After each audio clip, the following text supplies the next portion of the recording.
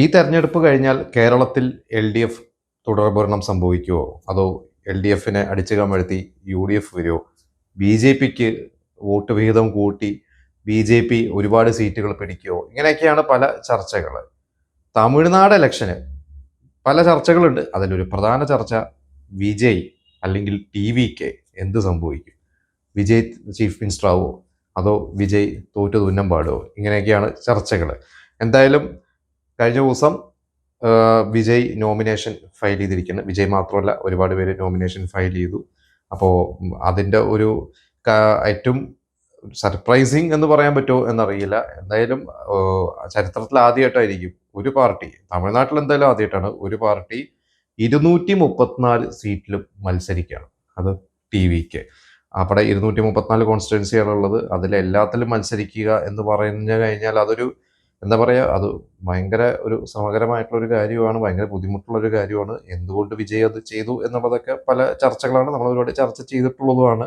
അങ്ങനെ വിജയ് ആർക്കും കൈ കൊടുക്കാതെ അവിടെ സ്ട്രോങ് ആയി നിൽക്കുന്ന രണ്ട് മുന്നണികൾക്കും എതിരെ വന്ന് വിജയ് പോരാടാൻ എന്തായാലും തീരുമാനിച്ചിരിക്കുകയാണ്. ഇപ്പോൾ ഇന്ന് കഴിഞ്ഞ ദിവസം സ്റ്റാലിനും അതുപോലെ തന്നെ സമർപ്പിച്ചിട്ടുണ്ട്. അപ്പോൾ സ്റ്റാലിൻ നോമിനേഷൻ ഫയൽ ചെയ്തിട്ട് നമ്മുടെ കൊളത്തൂർ മണ്ഡലം, അതായത് അദ്ദേഹം അവിടെ കഴിഞ്ഞ 3 തവണയും അദ്ദേഹം തന്നെയാണ് അവിടെ വിജയിച്ചത്. 2011, 16, 21. അവിടെ 21ലും അദ്ദേഹം അവിടെ നിന്നു വിജയിച്ചു, ചീഫ് മിനിസ്റ്ററായി. ഇപ്രാവശ്യം അദ്ദേഹം അവിടെ നോമിനേഷൻ ഫയൽ ചെയ്തു. അത് ചെയ്ത് കഴിഞ്ഞിട്ട് അവിടെ ഒരു എന്താ പറയുക, ഒരു റോഡ് ഷോ ഒക്കെ കണ്ടക്ട് ചെയ്ത് പ്രവർത്തകർക്കൊക്കെ അഭിവാദ്യം അർപ്പിച്ചിട്ടാണ് അദ്ദേഹം പോയത്. എന്നിട്ട് അത് മാത്രമല്ല, അദ്ദേഹം അവിടെ ഒരു ബുക്ക്ലെറ്റും കൊടുത്തിരിക്കും. നമുക്കറിയാം ഇവിടെ നമ്മുടെ പാർട്ടിക്കാരൊക്കെ അവരുടെ കഴിഞ്ഞ വർഷത്തെ ഇതൊക്കെ ഇപ്പോൾ എന്താ പറയുക അച്ചീവ്മെന്റ്സും അതുപോലെ ഇനി ചെയ്യാൻ പോകുന്ന, ഇനി ഭരണത്തിൽ വന്ന് ചെയ്യാൻ പോകുന്ന വാഗ്ദാനങ്ങളൊക്കെ ഉണ്ട്. അതേപോലെ തന്നെ ഒരു ബുക്ക്ലെറ്റ് ഒക്കെ ആ കുളത്തൂർ നിവാസികൾക്കൊക്കെ അദ്ദേഹം വിതരണമൊക്കെ ചെയ്തിട്ടുണ്ട്. എന്തായാലും അദ്ദേഹത്തിന്റെ പാർട്ടിയായ DMK 234-ൽ 164 സീറ്റ്സിനാണ് DMK മത്സരിക്കാൻ പോകുന്നത്. ബാക്കി 70 സീറ്റ്സ് ബാക്കിയുള്ള ഘടകകക്ഷികൾക്കൊക്കെയാണ് അദ്ദേഹം കൊടുക്കുന്നത്. അതിൽ കോൺഗ്രസിന് 28 സീറ്റ്, CPIക്ക് 5, CPMന് 5, പിന്നെ VCK എന്ന് പറയുന്ന പാർട്ടിക്ക് 8, MDMK 4, പിന്നെ മുസ്ലിം ലീഗിന് 2, പിന്നെ DMDK 10 എണ്ണമാണ്. എനിക്ക് തോന്നുന്നു ഈ ഘടകകക്ഷികൾ കോൺഗ്രസ് കഴിഞ്ഞാൽ ഏറ്റവും കൂടുതൽ DMK വിട്ടുകൊടുത്തിരിക്കുന്ന 10 സീറ്റ് DMDKക്കാണ്. അത് നമ്മുടെ വിജയകാന്തിന്റെ പാർട്ടിയാണ്. വിജയകാന്തിന്റെ പാർട്ടിയിൽ ഇപ്പോൾ വിജയകാന്ത് ഇല്ല, അദ്ദേഹത്തിന്റെ ഭാര്യ പ്രേമലതയാണ് നിൽക്കുന്നത്. അപ്പോൾ വിജയകാന്ത് എന്ന് പറഞ്ഞാൽ നമുക്കറിയാം നടൻ വിജയുമായിട്ട് ഭയങ്കര ബന്ധമാണ്. കാരണം വിജയകാന്തിന്റെ സിനിമകളിലൂടെയാണ് ഏറ്റവും കൂടുതൽ വിജയുടെ അച്ഛൻ SA ചന്ദ്രശേഖറിന്റെ ഹിറ്റുകൾ കിട്ടിയിരിക്കുന്നത്. വിജയകാന്തിന്റെ നായകനാക്കി അദ്ദേഹം പണ്ട് ചെയ്ത സിനിമയിലൊക്കെയാണ് വിജയ് ബാലതാരമായിട്ടൊക്കെ വരുന്നത്.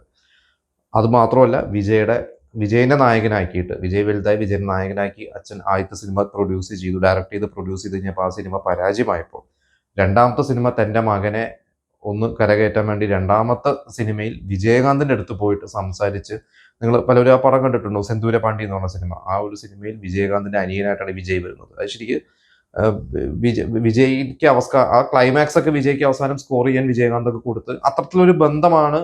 അതായത് വിജയ് ഇന്ന് സ്റ്റാർ ആയിട്ടുണ്ടെങ്കിൽ, അല്ലെങ്കിൽ ആ ഒറ്റ പടത്തോടുകൂടി രണ്ടാമത്തെ പടം പൊട്ടിയിരുന്നെങ്കിൽ വിജയ വഴിക്ക് പോയില്ല. പക്ഷെ വിജയ് ഇന്നൊരു സ്റ്റാർ ആയിട്ടുണ്ടെങ്കിൽ അതിന്റെ വലിയൊരു ക്രെഡിറ്റ് വിജയകാന്തിന് തന്നെയാണ്. അതുപോലെ ഒരു ബന്ധമായിരുന്നു വിജയകാന്തും വിജയുടെ അച്ഛനും തമ്മിൽ, അതേപോലെ തന്നെ വിജയായിട്ടും. വിജയ് രാഷ്ട്രീയത്തിലേക്ക് ഇറങ്ങിയപ്പോൾ ഞാൻ പലയിടത്തും വായിച്ചിട്ടുള്ളത്, വിജയകാന്തിന്റെ മരണശേഷം വിജയകാന്തിന്റെ ഭാര്യയും മക്കളൊക്കെ കണ്ട് അവരുടെ ഒരു പാർട്ടീനെ വിജയ് കൂടെ കൂട്ടാൻ ശ്രമിച്ചിട്ടുണ്ടെന്നൊക്കെ വായിച്ചിട്ടുണ്ട്. സത്യം എത്രത്തോളം അറിയില്ല. എങ്കിലും ഒരുപക്ഷെ വിജയകാന്തിന്റെ പാർട്ടി വിജയുടെ കൂടെ കൂടിയിരുന്നെങ്കിൽ കുറച്ച് വിജയ്ക്ക് ഒരു ഗുണം ചെയ്തേനെ, ചെറിയൊരു കൈത്താങ്ങായനെ, അവരുടെ കുറെ അണികളൊക്കെ ഇങ്ങോട്ട് വന്നേനെ. പക്ഷെ വിജയ് ഒറ്റയ്ക്കാണ് നിൽക്കുന്നത്. അപ്പുറത്ത് NDA മുന്നണിയിലാണെങ്കിൽ ഇപ്രാവശ്യം നമുക്കറിയാം BJPയും AIADMKയും ഒരുമിച്ചിരിക്കുകയാണ്. നമ്മുടെ ജയലളിതയുടെ പാർട്ടിയും ഒരുമിച്ച് ആണ് അവർ കൂട്ടി എന്താ പറയുക DMKക്കെതിരെ നിൽക്കുന്നത്.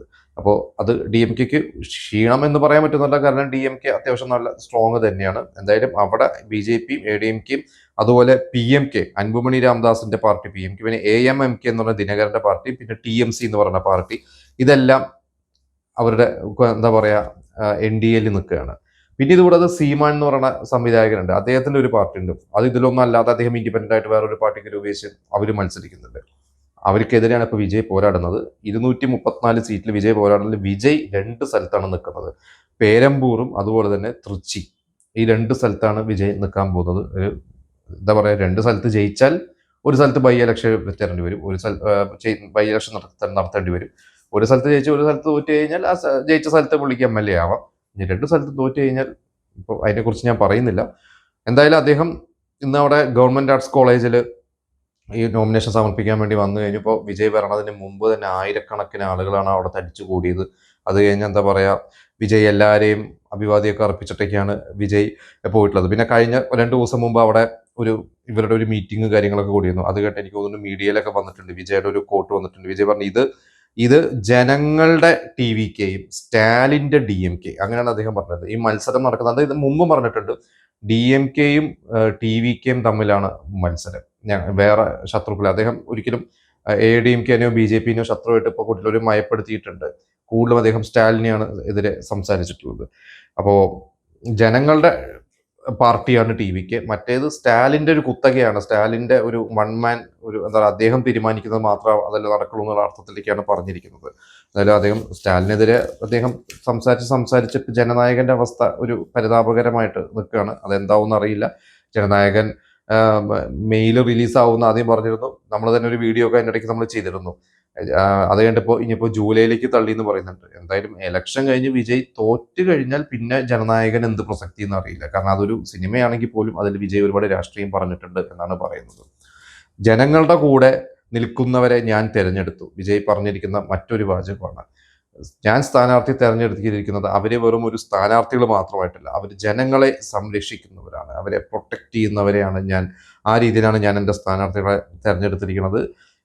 ജെൻസി വോട്ടുകൾ, ഇന്നത്തെ പുതിയ യൂത്തിന്റെ വോട്ടുകളാണ് വിജയ് പ്രതീക്ഷിക്കുന്നത്. അവരെയാണ് കൂടുതൽ വിജയ് അഡ്രസ് ചെയ്ത് പലപ്പോഴും സംസാരിച്ചിട്ടുള്ളത്. പിന്നെ തമിഴ്നാടിന്റെ ഒരു ഹിസ്റ്ററി നമുക്കറിയാം. തമിഴ്നാട് ഇപ്പൊ പണ്ട് മുതലേ ഉള്ള 50കൾ മുതൽ കാമരാജും അതുപോലെ തന്നെ രാജഗോപാലാചാരി ഇവരൊക്കെ ചീഫ് മിനിസ്റ്റർ. അതിനുശേഷം DMKയുടെ ഒരു അണ്ണാദുരയും കരുണാനിധിയൊക്കെ വന്നു. പിന്നെ നമുക്കറിയാം കരുണാനിധിയും MGR, ജയലളിത, ഇവര് 3 പേരും തന്നെയായിരുന്നു ശരിക്കും തമിഴ്നാട് എന്ന് പറഞ്ഞാൽ, തമിഴ്നാട് രാഷ്ട്രീയം എന്ന് പറഞ്ഞു കഴിഞ്ഞാൽ ഇവർ 3 പേരും തന്നെയായിരുന്നു. അത് കഴിഞ്ഞിട്ട് പിന്നെ നമുക്കറിയാം കരുണാനിധിയുടെ മരണശേഷം സ്റ്റാലിൻ, പിന്നെ ജയലളിതയുടെ മരണശേഷം അവരുടെ ഇടയിലുള്ള പല പ്രശ്നങ്ങളും കാര്യമാണ്. പക്ഷെ ഇപ്പോൾ അവിടെ സ്റ്റാലിൻ തന്നെയാണ് സ്ട്രോങ് ആയിട്ട് നിൽക്കുന്നത്. ഇനി നമ്മൾ വിജയ് നിൽക്കുന്ന മണ്ഡലം, പേരമ്പൂർ എന്ന് പറഞ്ഞ മണ്ഡലം എടുത്തു കഴിഞ്ഞാൽ 2016 അവിടെ ADMK ആയിരുന്നു സ്കോർ ചെയ്തിരുന്നത്. AMDക്ക് 42.3%, DMKക്ക് 48%. വെറും 0.3% വ്യത്യാസത്തിലാണ് അവിടെ ADMK ഭരണത്തിൽ വന്നത്. 2019 അവിടെ ബൈ ഇലക്ഷൻ വന്നു കഴിഞ്ഞപ്പോൾ അവിടെ DMK 56.32%, AMDAക്ക് ഇടിഞ്ഞിട്ട് 20.3%. 2021 DMK 52.93%, ADMK 25.29%. അതായത് ഇപ്പോൾ അവിടെ സിറ്റിംഗ് MLA എന്ന് പറയുന്നത് വളരെ ശക്തനായ DMKയുടെ RD ശേഖറാണ്. അദ്ദേഹം അവിടെ 50% മേളിലാണ് അവിടെ വോട്ട് ഷെയർ വെക്കുക. ഇപ്പോൾ അവിടെ DMK നിൽക്കുന്നു. ADMK അല്ല അവിടെ നിൽക്കുന്നത്, PMK ആണ്. NDA മുന്നണിയിൽ PMK ആണ് അവിടെ നിൽക്കുന്നത്. അവിടെയാണ് ഇപ്പോൾ TVKയുടെ വിജയ് നിൽക്കുന്ന ഒരു മണ്ഡലം. അപ്പോൾ എനിക്കിപ്പോൾ ഇത് നോക്കുമ്പോൾ മനസ്സിലായിരിക്കുന്നത് അവിടെ RD ശേഖർ സ്ട്രോങ് ആണ്.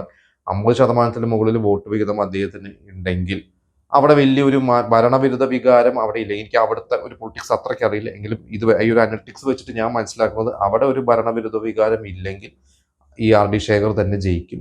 ആ ഒരു ഉറപ്പുള്ളത് കൊണ്ടായിരിക്കാം NDA മുന്നണിയിൽ നിന്ന് BJPയോ ADMKയോ അവിടെ നിൽക്കാതെ PMKനെ നിർത്തുന്നത്. എന്തായാലും ഒരു പക്ഷെ തോക്കുമായിരിക്കും. പിന്നെ കുറച്ച് വോട്ട് ഷെയർ കൂട്ടാൻ പറ്റിക്കഴിഞ്ഞാൽ നല്ലതാണ് എന്നുള്ളതായിരിക്കും NDA മുന്നണിയുടെ ഒരു ചിന്ത, ഒരു പ്ലാനിങ്. അവിടെ ഇപ്പോൾ വിജയ് നിൽക്കുന്നുണ്ട്. എന്താവും എന്നുള്ളത് ഈ പറഞ്ഞ പോലെ പേരമ്പൂർ എന്നുള്ള സ്ഥലത്ത് എന്താവും എന്നുള്ളത് അറിയില്ല. ഇനി തൃച്ചി എടുത്തു കഴിഞ്ഞാൽ തൃച്ചിയിൽ 2016 ADMK ആയിരുന്നു അവിടെ വിജയിച്ചത്. അവർ 47.87% ആയിരുന്നപ്പോൾ കോൺഗ്രസ് അവിടെ DMK അല്ല നിന്നത്, DMK കോൺഗ്രസിനാണ് വിട്ടുകൊടുത്തത്. അവിടെ 34.7%. ഒരു 10% മേളിൽ ഡിഫറൻസ് ഉണ്ട്. 2021 എത്തിക്കഴിഞ്ഞപ്പോൾ കോൺഗ്രസിനെ മാറ്റി അവിടെ DMK തന്നെ വന്നു. DMK 54.5%, ADMK 23.44%. വളരെ മോശം. നമുക്കറിയാം കഴിഞ്ഞ തവണ 2021 DMKയുടെ തന്നെ ഇപ്പൊ നമ്മുടെ ഇവിടെ LDF തൂത്തുവാരി എന്ന് പറഞ്ഞ പോലെ അവിടെ DMK തന്നെയായിരുന്നു തൂത്തുവാരി ഇരുന്നത്. അതുകൊണ്ട് തന്നെയാണ് ഇപ്രാവശ്യം ADMKയും BJPയൊക്കെ ഒരുമിച്ച് നിന്നത്. 2026 ഇപ്പോൾ അവിടെ DMKയുടെ സിറ്റിംഗ് MLA തന്നെ കഴിഞ്ഞ തവണ 54.5% വോട്ട് ഷെയർ കിട്ടിയ ആ സിറ്റിംഗ് MLA തന്നെ നിൽക്കുമ്പോൾ അവിടെ ADMK ആണ് അവിടെ നിൽക്കുന്നത്, BJP അല്ല. കൂടെ TVK നിൽക്കുന്നുണ്ട്, വിജയും നിൽക്കുന്നുണ്ട്. അതുകൊണ്ട് ഈ രണ്ട് സ്ഥലത്തും ഇപ്പോൾ DMK ആണ് സിറ്റിംഗ് MLA. ഈ രണ്ട് സ്ഥലത്തും DMK നിൽക്കുന്നു. ഒപ്പം എന്താ പറയുക, എന്ത് സംഭവിച്ചാലും ഞങ്ങൾ പിടിച്ചെടുക്കുന്ന രീതിയിൽ ND മുന്നണി നിൽക്കുന്നിടത്ത് വിജയ് നിൽക്കുന്നുണ്ട്. പിന്നെ TVKയുടെ മൊത്തം കാൻഡിഡേറ്റ്സ് പ്രത്യേകിച്ച് ഒരു 24 സ്ത്രീകൾ. പിന്നെ AADMKയുടെ മുമ്പത്തെ ഒരു MLA JCD പ്രഭാകർ, അദ്ദേഹം ഇപ്രാവശ്യം TVKയിൽ ജോയിൻ ചെയ്തിട്ട് അദ്ദേഹത്തിനെ നിർത്തിയിട്ടുണ്ട്. അതല്ലാതെ എനിക്ക് തോന്നുന്നു വളരെ പ്രമുഖരൊന്നും വിജയുടെ കൂടെയില്ല. വിജയുടെ ഒരു മുഖം മാത്രമാണ്. ഞാൻ എവിടെയോ വായിച്ചു വിജയുടെ ഫാൻസ് അസോസിയേഷനിലുള്ളവരും അല്ലെങ്കിൽ വിജയുടെ എനിക്ക് തോന്നുന്നു ഡ്രൈവറുടെ മകനും ഇവരെയൊക്കെയാണ് നിർത്തിയിരിക്കുന്നത്. അപ്പോൾ പക്ഷെ എത്രത്തോളം അവിടുത്തെ നാട്ടുകാർക്ക് പ്രാദേശികമായിട്ട് അറിയുന്ന നേതാക്കളോ അല്ലെങ്കിൽ സ്ഥാനാർത്ഥികളോ അല്ലെങ്കിൽ അത് എത്രത്തോളം ഗുണം ചെയ്യും എന്നുള്ളത് എനിക്ക് അറിയില്ല. എന്തായാലും മറ്റ് സെലിബ്രിറ്റീസ്, ഇപ്പോൾ സീമാന്റെ കാര്യം നമ്മൾ പറഞ്ഞു, ഉദയനിധി സ്റ്റാലിന്റെ മകനും നടനും ഒക്കെ അദ്ദേഹം എന്തായാലും അവിടെ നിൽക്കുന്ന ഒരു സിറ്റിംഗ് MLA തന്നെയാണ്. കമൽഹാസൻ എന്തായാലും ഇപ്രാവശ്യത്തെ നമ്മളെ കമൽഹാസൻ DMK ആയിട്ട് അലയൻസ് കൂടെ ചേർന്നു, രാജ്യസഭ MP ആയി. പിന്നെ സുന്ദർ സി, നമ്മുടെ ഖുഷ്ബുവിന്റെ ഭർത്താവ് സുന്ദർ സി നിൽക്കുന്നുണ്ട്. സുന്ദർ സി NJP എന്ന് പറഞ്ഞ പാർട്ടി, അത് NDA മുന്നണിയിലുള്ള ഒരു പാർട്ടിയാണ്. അവരിൽ DMKയുടെ ഇപ്പോഴത്തെ IT മിനിസ്റ്റർ, അവിടുത്തെ സിറ്റിംഗ് MLA മന്ത്രിയുമായ IT മിനിസ്റ്റർക്ക് എതിരെ മധുരയിലാണ് സുന്ദർ സി നിൽക്കുന്നത്. സുന്ദർ സി അറിയില്ല ജയിക്കുമോ ഇല്ലയോ എന്നുള്ളത് അറിയില്ല, കാരണം IT മിനിസ്റ്റർ അവിടെ വളരെ സ്ട്രോങ് ആണ്. എന്തായാലും ഇപ്പോൾ വിജയ് എന്ന് പറഞ്ഞൊരു വ്യക്തിക്ക് ഇനി കുറച്ച് ദിവസങ്ങളെ കയ്യിലുള്ളൂ. നമ്മളിവിടെ 9 അവിടെ 23 ഇപ്പോൾ കഴിഞ്ഞ ദിവസം അദ്ദേഹത്തിന്റെ ഒരു പൊതുയോഗം പോലീസ് അതായത് അനുവാദം കൊടുത്തില്ല. അതായത് കൺട്രോൾ ചെയ്യാൻ പോലീസ്, നമുക്ക് കരൂർ ദുരന്തത്തിന് ശേഷം എല്ലായിടത്തും ഒരു പിടുത്തമാണ് വിജയുടെ ഇതുപോലെ തന്നെ പ്രവർത്തനങ്ങളൊക്കെ. അപ്പോൾ പോലീസിന് കൺട്രോൾ ചെയ്യാൻ പറ്റില്ല എന്ന് പറഞ്ഞാൽ അത് എന്താ പറയുക, അനുവാദം കൊടുത്തിട്ടില്ല. അതുകൊണ്ട് അദ്ദേഹത്തിന്റെ പൊതുയോഗം നടത്താൻ പറ്റിയിട്ടില്ല. പിന്നെ അദ്ദേഹത്തിന്റെ അസറ്റ്സ് എന്തൊക്കെയാണെന്നുള്ളതൊക്കെ അദ്ദേഹം ഇപ്പോൾ സമർപ്പിച്ചിട്ടുണ്ട്. അതിൽ 404 കോടിയുടെ അസറ്റ്സ് ആണ്. അത് ഇമ്മൂവബിൾ അസറ്റ്സ് ആണ് പറഞ്ഞില്ല, മൂവബിൾ അസറ്റ്സ് ആണ് 404, ഇമ്മൂവബിൾ അസറ്റ്സ് 115.